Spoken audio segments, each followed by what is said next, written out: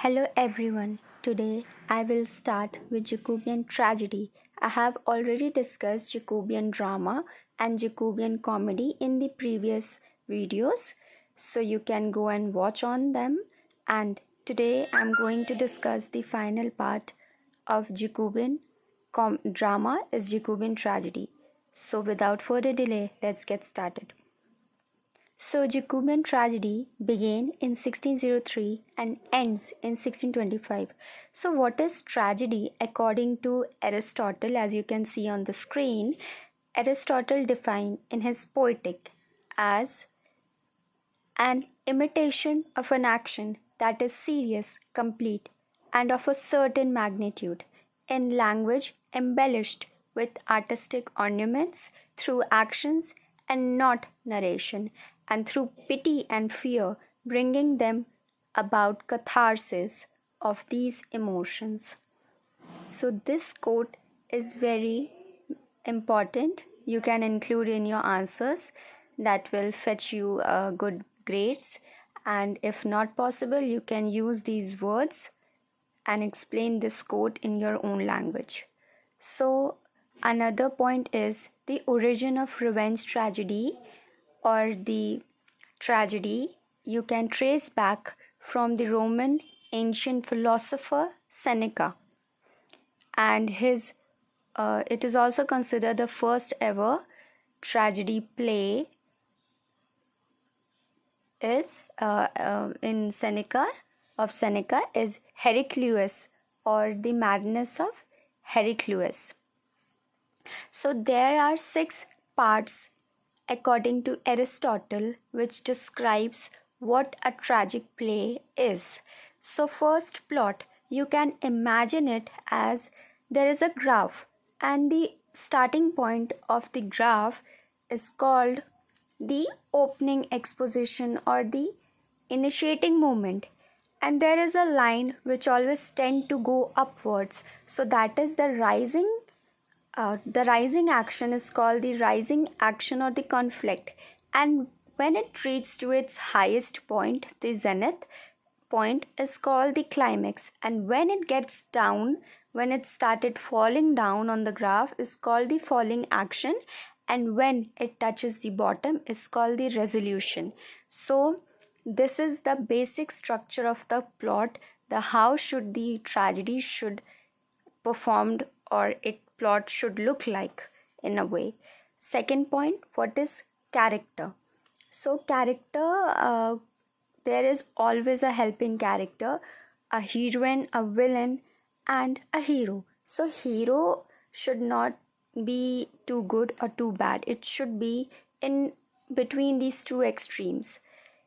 Third point, tragic hero.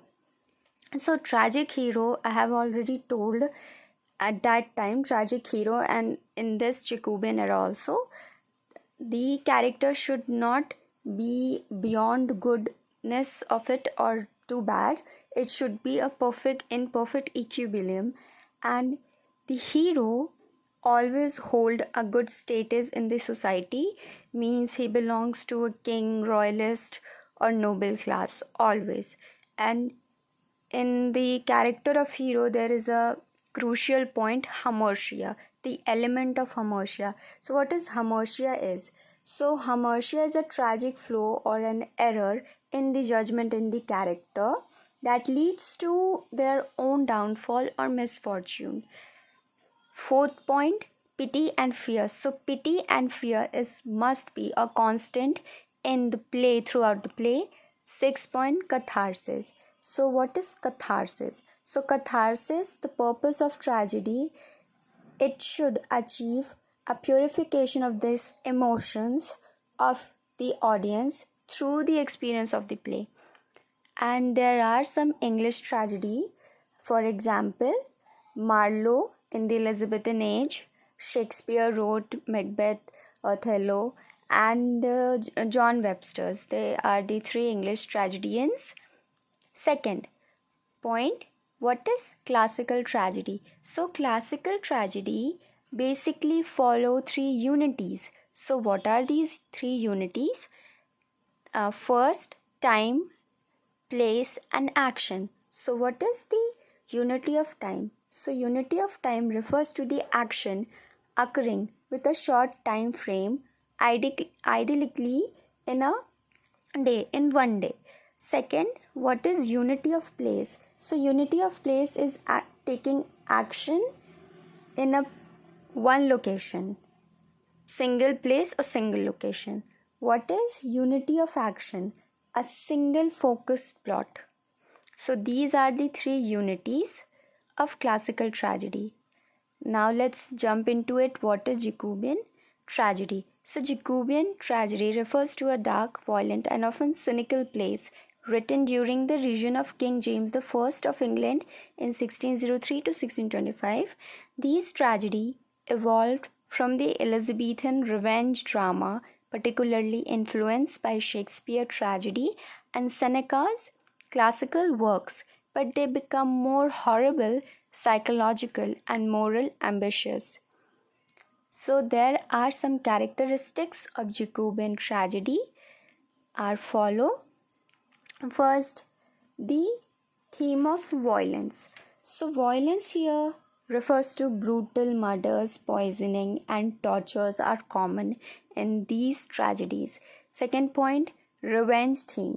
So it often centered on a betrayal and revenge influenced by Seneca's tragedies. Second, Machiavellian villains. So in this, the cunning and ruthless characters manipulating others for their own power or for their own benefits. Third point, sexual corruption and decay. In this, the adultery and moral corruption are frequently seen. Fifth point, pessimism and cynicism. In this point, a dark view of human nature and faith is discovered. Supernatural elements.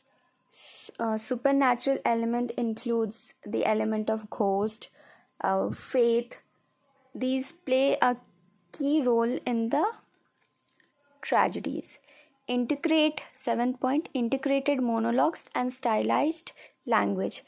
In it, rich poetic and sometimes exaggerated dialogues are found. 8 point, violence in the end is must in these plays. So next point, there is a notable Jacobean tragedies. So first, The Duchess of Malfia by John Webster. It is basically a dark gothic story of a widow duchess defining society's norms and facing brutal consequences. Second, The White Devil by John Webster. It deals with murder, deception, and ambitions. Third, The Revenger's Tragedy by Thomas Middleton. It is a bloody revenge play filled with moral corruption. Woman, Be Aware Woman by Thomas Middleton again. In it, it is a story of a betrayal and deadly consequences happening in the play. Last but not the least, The Kingling, the Thomas Middleton and William Rowley's play. They both wrote together. It is a psychological tragedy. It involves themes of lust and deception. And that's all in the Jacobean tragedy. Next, I'm going to discuss the metaphysics poetry. Thank you.